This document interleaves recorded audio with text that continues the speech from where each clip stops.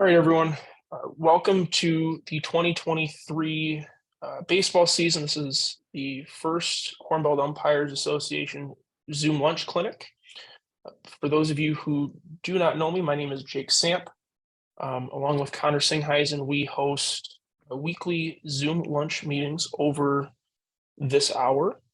We talk about anything that you can think of. If you want us to talk about a specific topic, please do let us know. I know that we got a couple presentations coming up on handling situations, communication with coaches, players, partners, infield fly rule, probably cover the force play slide rule again, blocks, things like that. But if there's something specific that you would like Connor and I to chat about over one of these Zoom lunch sessions, please do let us know. We want to hear feedback, good, bad, indifferent, and clinic ideas. If you are ever unable to attend one of our Zoom lunch clinics, we have uploaded all of our previous Zoom clinics to our YouTube page. Just go to YouTube and search Corn Belt Umpires Association, and you should be able to find them. Also for the South Dakota umpires, we have done a video on the two umpire system mechanics for the approved or with the approved mechanics for South Dakota. So today we're going to talk about preseason preparation, and from the college level to the amateur level, your preseason preparation looks a little different. And there's more of a commitment to preseason preparation at the collegiate level. And with us today, and he will join us routinely when his schedule allows, is Chad Eichens, who's the president of the Northwest Association of Umpires. He is the coordinator of umpires for the Minnesota Intercollegiate Athletic Conference, the Upper Midwest Athletic Conference, and the Northern Sun. If you have aspirations of working collegiate baseball, please do talk to Connor and I, and we will work to get you ready, and then we'll make an introduction for you to Chad and some of the other coordinators around the area. So Chad, I guess my first question is, from a college perspective, what do you look for out of an umpire as far as their preseason preparation goes? Well, Jacob, thanks for having me today, and yeah, I will try to join as many of these as I can. I do appreciate you putting these together because it's really important. I would say a couple of things with preseason. The 10, 12 of you that are on here right now, you're taking the first step. You're putting in some extra time during the off season, and that's what it takes. That is one of the things that differentiates a high school official versus a collegiate official. So whether that's attending a half an hour Zoom over the course of your lunch, joining up with a study session before you take your test, getting on the treadmill is very important. So it's kind of a combination of rules, study, sharing with other people, and certainly the physical conditioning is a piece of it as well. So Chad, we're going to talk about a little bit of everything in what you said in detail later on. But do you want to briefly touch on cage work and the importance of cage work from a coordinator's perspective?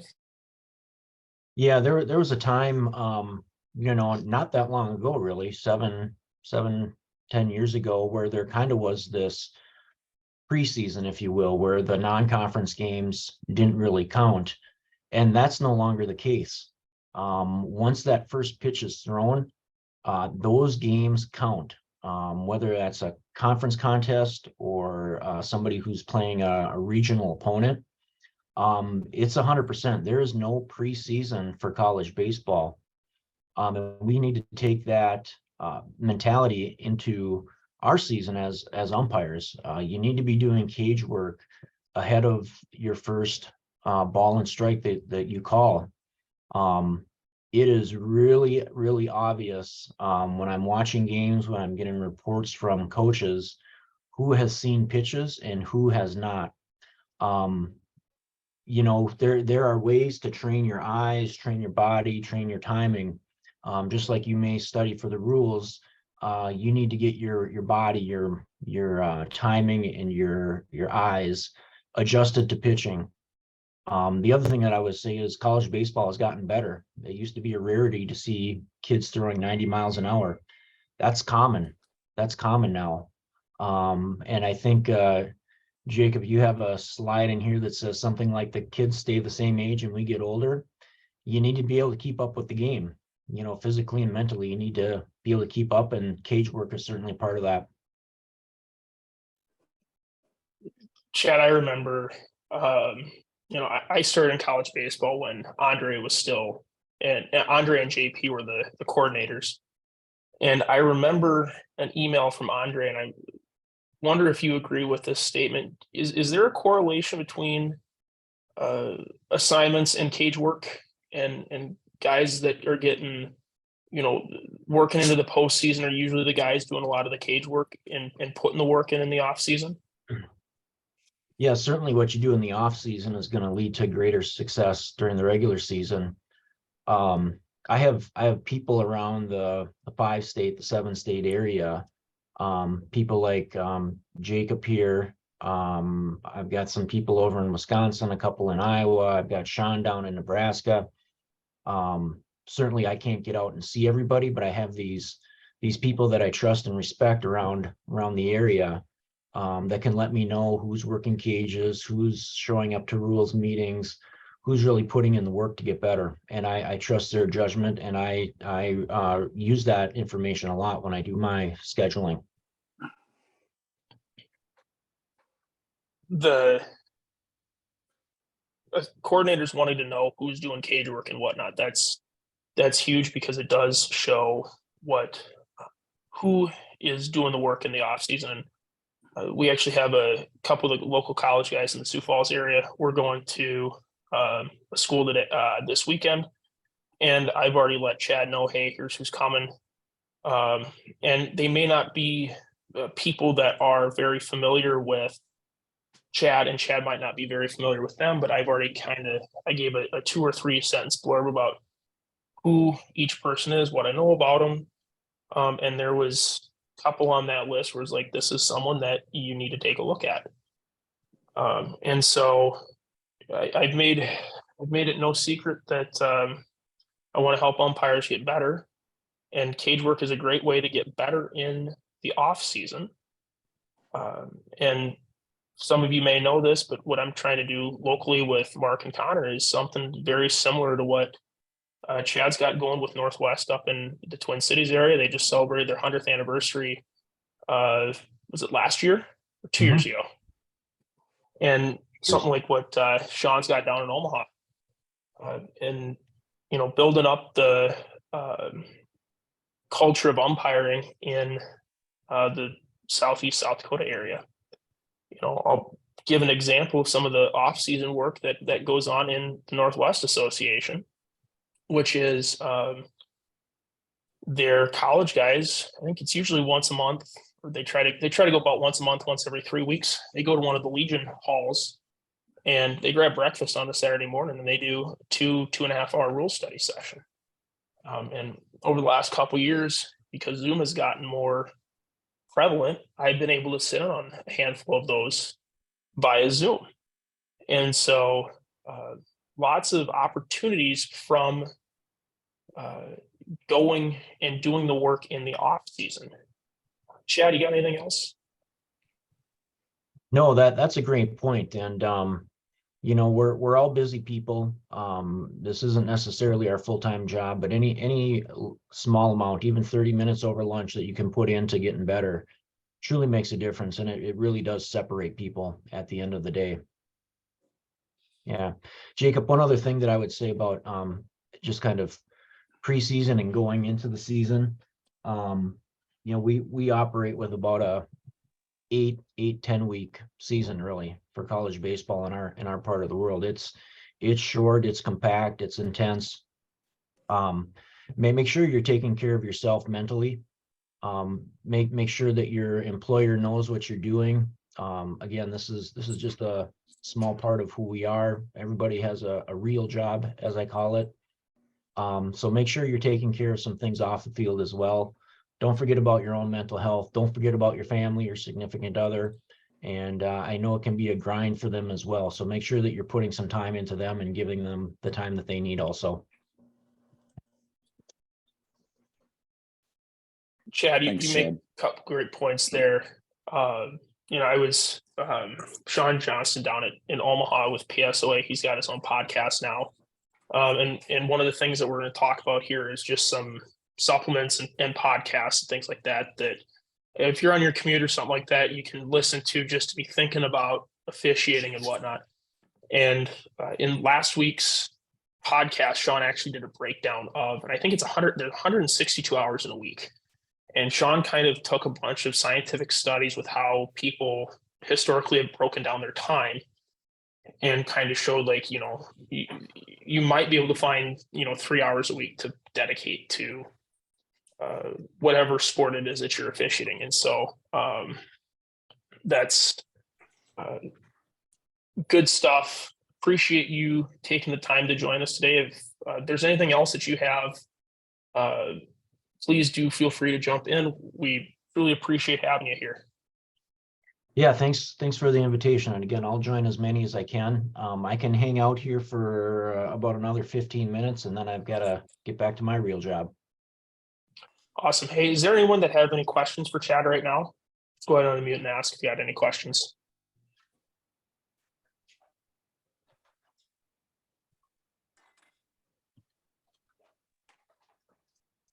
Hearing none, we will move on. One thing that we want to see at any level of baseball is some level of commitment to getting things done before the deadline. I know there's a handful of collegiate umpires in here, and I think everyone has at least their NCAA test done, and I know some of us have our NAIA test done already.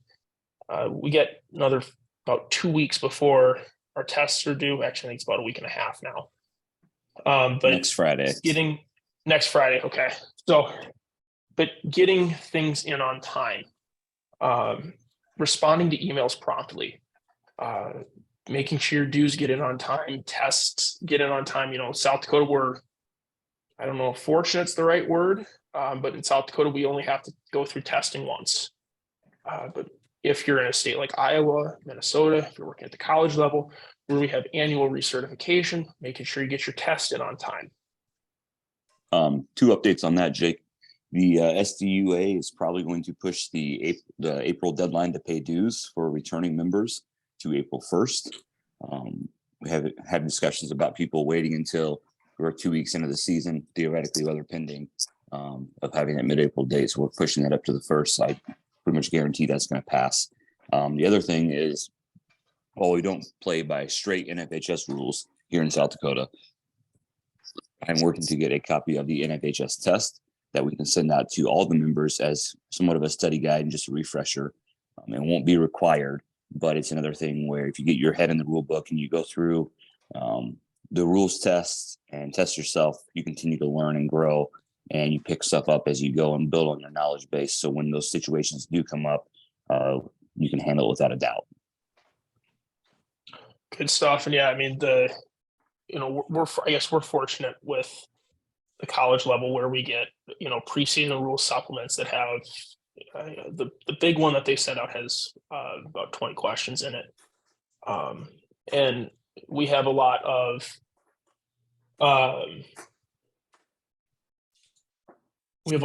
good questions that we've written over the years that we use. Sometimes we'll try to put some questions in here just to get people thinking, but trying to get in the rule book as much as possible. Last year, we talked a lot about things that umpires can control their attitude, their appearance, their positioning.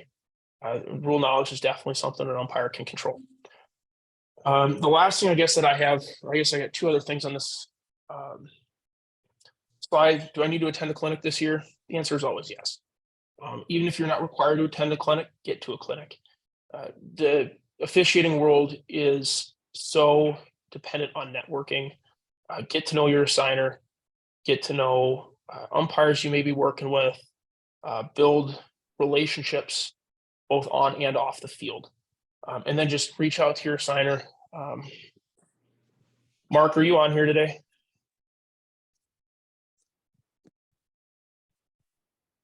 You muted yourself. There we go. Sorry. It's all good. Yeah. Just a reminder, we have that meeting at that clinic on March 5 at the Dome. Registration, Jake, are still available, correct? Yeah, I think we're shutting registration down February 20th, around that time. So, and then we'll send out a schedule for that. If you aren't aware, we've sent out a couple emails already. There is a evaluation clinic going on in Sioux Center, Iowa on March 5th.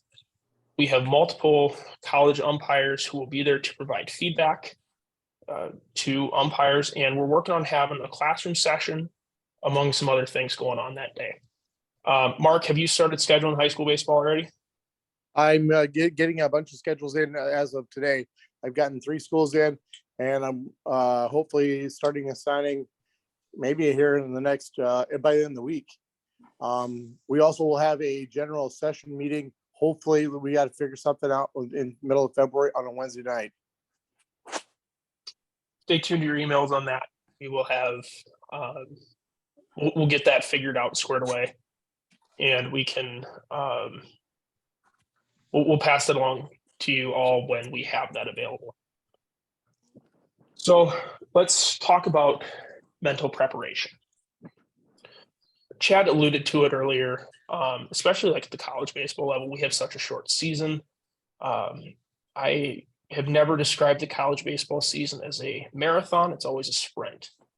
I can remember some years where the last 2 weeks of the college baseball season, I was on the road all but one day, working games because we got to get them in. And so making sure that you spend time with your family, spend time on yourself, it's very, very important. A couple other things to do to get mentally prepared: go to rules meetings. This is a great one. You know, if you are wanting to take on some leadership, start a rules meeting in your area. And if that's something you want to do, let me know. I can try to give you some feedback and point you in the right direction. Get into the rule book is another great preseason tip and way to get mentally prepared. You know, I got a rule book in my car. I got a rule book on my phone. Connor, go ahead. Yeah. So the other thing is we all have to go to a district umpire clinic, right? For South Dakota, in Iowa, Minnesota. I'm not sure exactly what their guidelines are because I don't work in those states. But there's typically some sort of requirement to go. Reach out to your region coordinator. Ask if you can prepare a topic to talk about. Because the more in-depth you get with topics, and when you have to explain them and teach them to other people, the better you get at the rules. And that's one of the reasons why Jake and I are doing this, is because, yes, we get to provide some of our knowledge and background, but if I have to explain the rule to the other 18 people or 17 people on this call, I have to know what I'm talking about. And I become a go-to rules person for a lot of questions that come my way because I volunteer to speak and present topics and touch on stuff that I know as umpires we miss, or we don't fully understand, or we misinterpret, or we just need to be in a better position to make a call, and we can present on those topics and learn more along the way as we go. Good stuff. It's, you know, at some point in time, I want to do a survey of Rule 2. And so when we start doing this kind of survey of Rule 2, which is all of your general definitions, if people want to step up and take a couple definitions, go for it. Reach out to Connor and I. We'd love to have different people do other stuff. If you've been on these calls before, you know that usually it's not just Connor and I talking. Usually Dan and Russ are here. And I will kind of remind me to touch on Larry at the end of this presentation today. The next thing to talk about as far as getting mentally prepared would be watching videos. I will preface this with, as far as like going to YouTube for videos, be careful. There's videos on YouTube that are pretty much as old as I am, and mechanics and rules change. Any of the JPG 901C videos, those are fantastic. I watch those frequently. They got a lot of really good discussion on them. And there's some other really good ones out there as well. We'll talk about some officiating supplements towards the end. And then just in general, think about baseball. And I'll kind of touch on that a little bit more when we kind of are talking about physical preparation and what actual cage work looks like. As far as supplements, I've already touched on Sean's podcast, Time Out with PSOA. There have been a couple really good podcasts over the years. Some of them have fizzled out, unfortunately. There was one called Ump Chat that was going on pre-COVID. That was a fantastic podcast that those guys did. As far as books are concerned, the minor league umpire manual, and I'm not talking mechanics manual, I'm talking about the actual umpire manual. It's kind of the unofficial case book of sorts. They don't produce it anymore, but there's an audio book from, I want to say 2018 and 2019 still available. We spend a lot of time in the cars, especially in the Midwest, being so geographically spread out.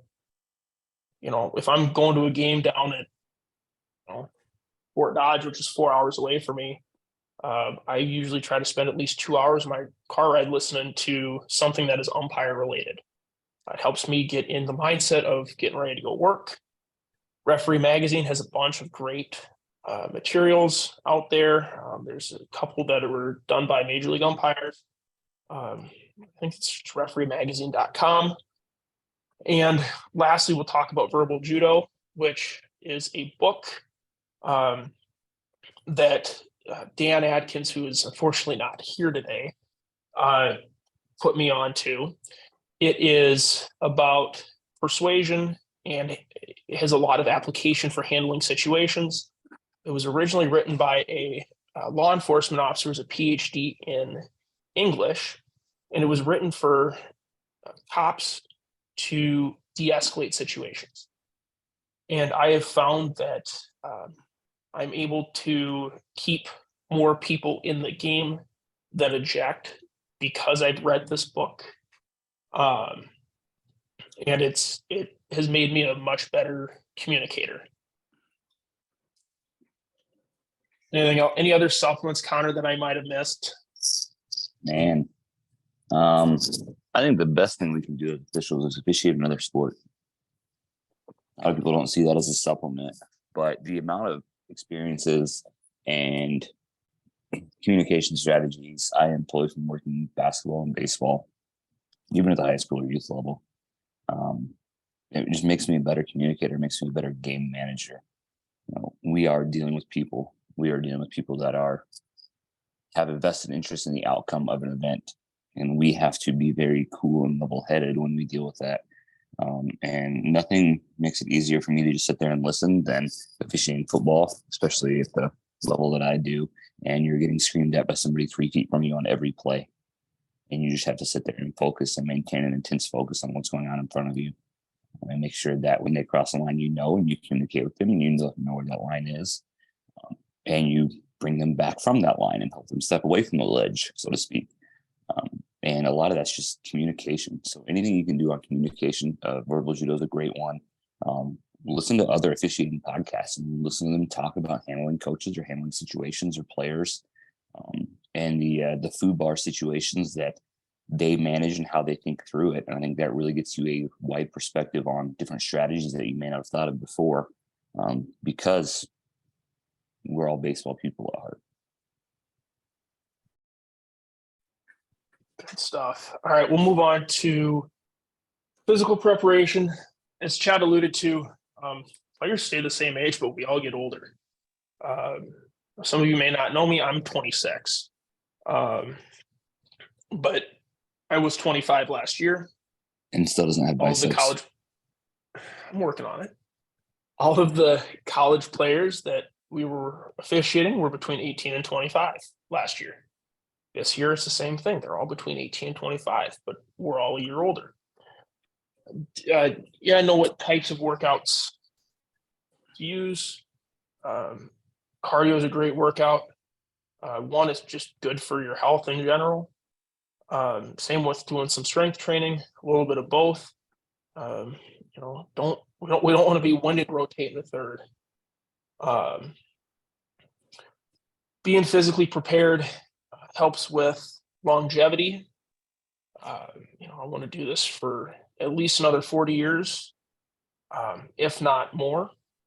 And so being able to stay in physical shape, it's just like players. If you're healthy, you're able to work more. If you're hurt, can't work as much. And then just for general health, when was the last time you had a physical? I don't know of any place that requires a physical, but it's a really good idea. A couple years ago, there was a basketball official in the Northern Sun who went down and had a heart attack during the game. That's There was one in the South last thing Dakota that we high wanna school see. basketball last year. Say that again? There was one in high school basketball in South Dakota last year. I think we're getting started at a really good point because coming up in February, I want to say it's like the 4th and the 11th, or 11th and 12th here in Vermilion at least. Sanford offers heart screens for $25. If you're over 40, have history of high blood pressure or heart issues in your family, they'll do a full workup, a scan, an MRI of your heart, your arteries, and everything, and provide you a score and options to improve it. I went a couple of years ago after one of my good friends had a heart attack and passed away on the field. And it's something that it takes you an hour, but it's at least you know where you're at. Officiating is hard on the body. It's hard on the mind because you're focused for so long. You get in a car after running around, sprinting, squatting for somewhere between 2 and 5 hours. And then what do you eat at 10 o'clock at night when you're done with your games? It's the only place that's open, right? So a lot of that has really challenged me to think of ways that I can make myself better, not only from a health standpoint, so I can be better for officiating, but also so I can be better for my family. I think for $25-$50 for 2 heart screens, that's an insane deal. And it's something that you have peace of mind, or at least you know where you're at. Get out of here. I'm much happier about that.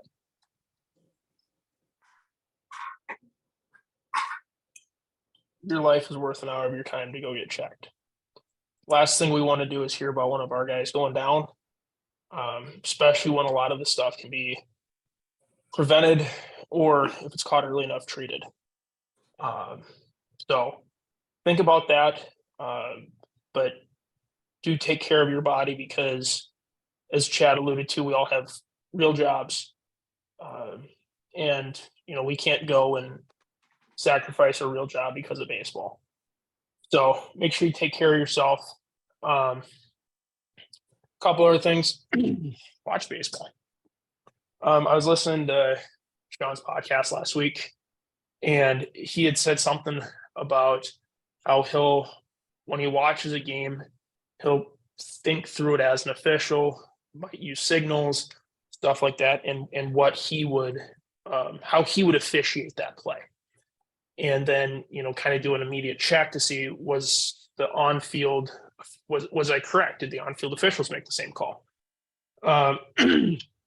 And the last thing to do for physical preparation, and I think it's mental preparation too, because for some of us on this call who don't work ball, it's been since, the end of July, early August, that any of us have had a projectile thrown at our face. And players have been practicing and getting ready for this season since, under the NCAA rules, they can start in January. after fall ball. But the high school players, as soon as they're allowed contact, I mean, there's outside third-party clinics that they can go to. These players they're ready to go from the first pitch of the regular season. And an umpire, major league umpire, once said, officiating is the only profession where you are expected to be perfect and get better. You cannot be perfect and get better. You can get better, but you can't start out perfect if you haven't seen a pitch for almost 8 months. So I got a couple videos of cage work. This is Connor and I. I've already done a cage session this year. I got 2 more later on this week. But cage work is frequently, it's a simulated game.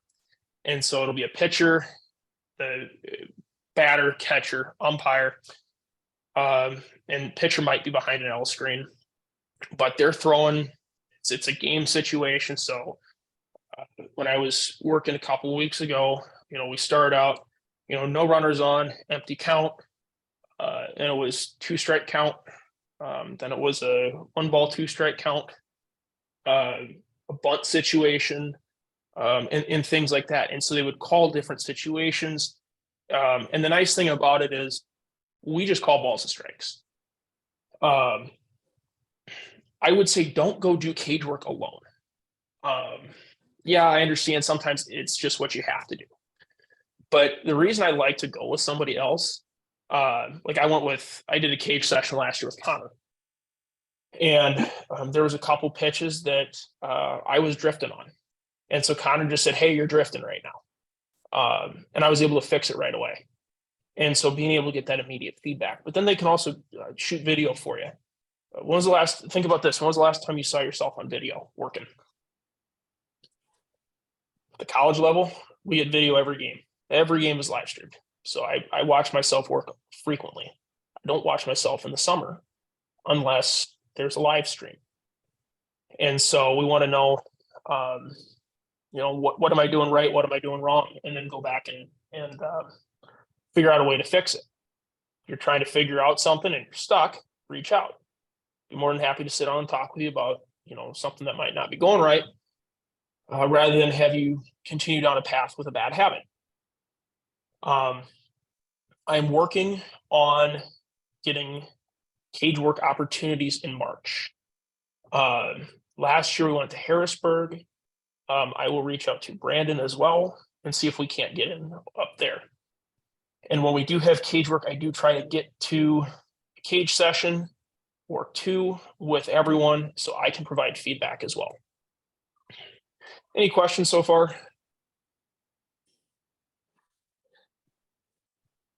Cool. So here's a couple videos. And this is truly what cage work looks like. Get in there, you can't see the batter. But you just sit back there, call pitches.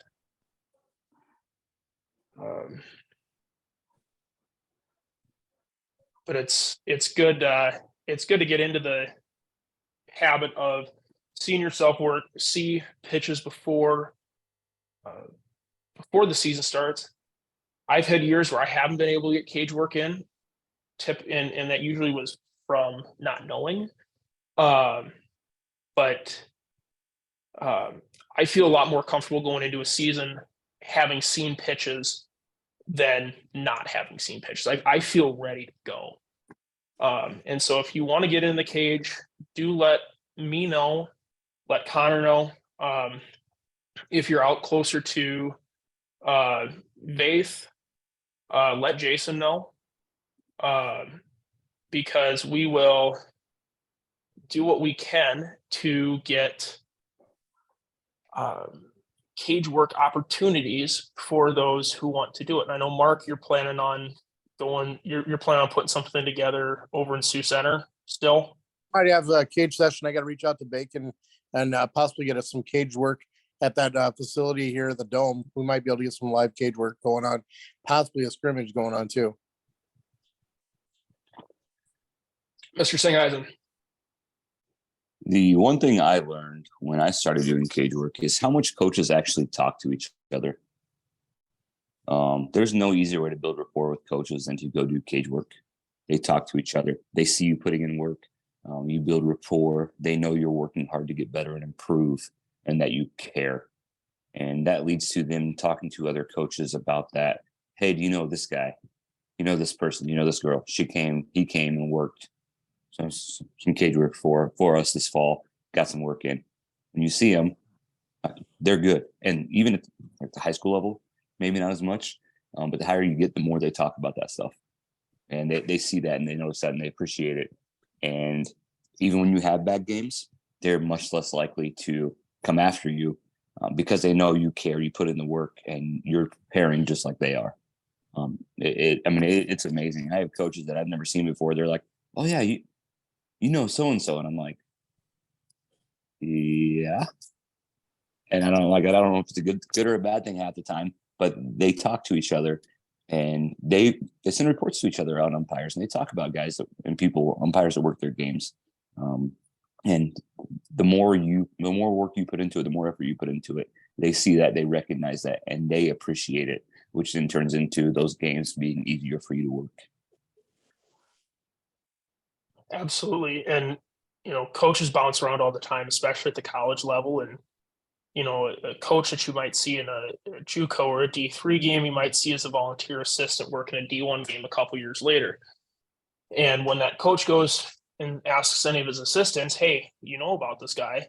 "Oh yeah, I've seen him before. He did cage work. We had him. He hustled. A good guy, really good umpire." That's a great way to build a little bit of rapport with coaches before the game even starts. And, it seems like every year we have new rules that do take some time to get used to. I know over the last couple of years, both the NFHS and NCAA have tweaked their pitching rules and being a little bit more restrictive in what is a legal pitching position. And one thing that I try to do if I'm working preseason stuff, if I see something that is, if I see a pitcher that's thrown out of the hybrid stance or something like that, I'll try to say, "Hey, by rule, you can't do that because X, Y, and Z." Tries to save us a little bit of time. I'm not coaching them. I'm just telling them what the rule is. And it can save us some time and a lot of grief for us and future crews if we have that team, because we're trying to clean stuff up in the preseason. And coaches want to see other players react. I did the cage session I did a couple weeks ago. I walked off the field and there was one pitch that I really, really wanted back. And I wanted that pitch back enough that I turned to the coach because they were having a competition. And I just said, "Hey, I totally missed that pitch. That was a strike." And so, they appreciate that. They want to see other hitters react to missed calls and pitchers too. So consider getting in the cage. I think it's one of the best things that an umpire can do outside of getting in the rule book to prepare for a season. Any questions?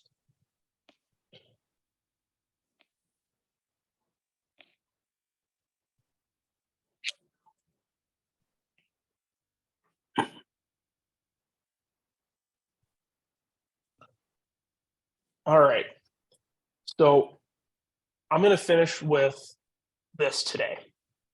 Connor and I have been doing these clinics for the last 2 years, 3 years. I think this is our third year doing it. Since day one, we have had a very good friend, Larry Gallagher, who would join on and provide his knowledge and insight. Larry was the professor of umpiring. This man had a true PhD in baseball umpiring. And over, I guess it would have been right around Thanksgiving or shortly before that, Larry went into hospice care and he passed away, I think around in December. So Larry, thank you for everything that you have taught me. Thank you for what you have shared with our group to make all of us better umpires. If you knew Larry very well, there is some tributes that are being planned. Contact me for more details on that. But Larry, thank you. We will miss you, and I miss you already. So on that note, next week, we're still working on figuring out what we're going to talk about next week. I think we'll probably talk about some kind of communication. Connor, you got a different idea? I've got about 4 ideas. I'm trying to work on a couple of them because I think they'd be more beneficial, but it requires other people to cooperate. So we'll see. I'm always cooperative. It's not you. So, it's not me, it's Dan. No, other people. So we'll have a topic hopefully by Monday. My goal is at some point is to get people on that make selections for these state tournaments in South Dakota, because you as umpires all hopefully have a desire to work that tournament in some form or fashion, no matter what level you're at. And I really want you to hear from them what they look for, what constitutes a state tournament umpire. And that way more people have the ability to work it. And if you know what you're expected to work on before the season starts, you can work your tails off during the season to become that person and hopefully get that selection for the state tournament.